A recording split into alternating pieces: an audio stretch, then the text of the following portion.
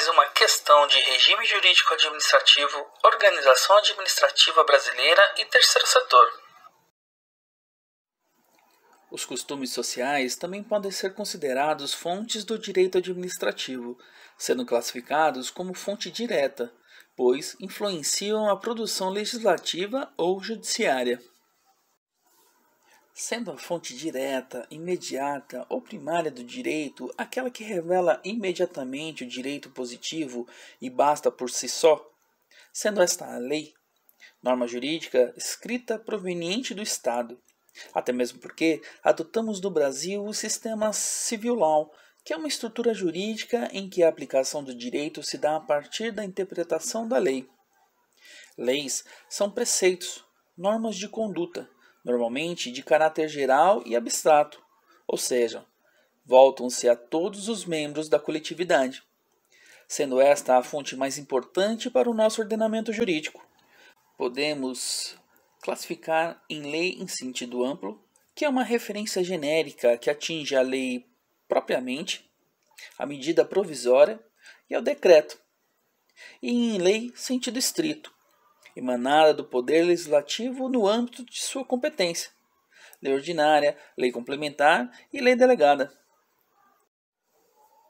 Além disso, no entendimento de Hans Kelsen, as leis podem se dividir quanto à sua hierarquia em leis constitucionais, que são as normas mais importantes do ordenamento jurídico nacional, sendo o fundamento de validade das demais normas do direito, limitando o poder, organizando o Estado e definindo os direitos e garantias fundamentais. Temos as leis infraconstitucionais. São aquelas previstas no artigo 59 da Constituição. As leis complementares, as leis ordinárias, as leis delegadas e as medidas provisórias são hierarquicamente inferiores, devendo por isso ser produzidas de acordo com o devido processo legislativo, como ter o seu conteúdo em consonância com a Constituição.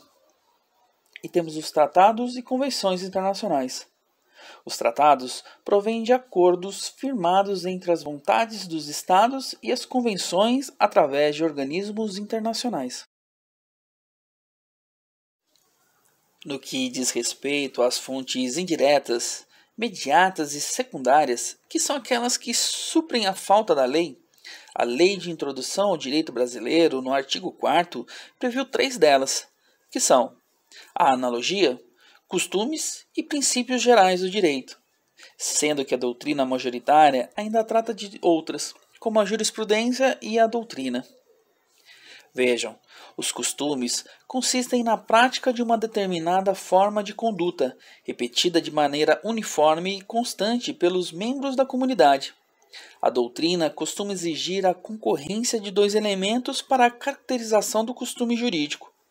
O elemento objetivo corresponde à prática universal de uma determinada forma de conduta. O elemento subjetivo consiste no consenso, na convicção da necessidade social daquela prática. Por isso, a questão está errada. O costume é fonte secundária, indireta e não fonte direta.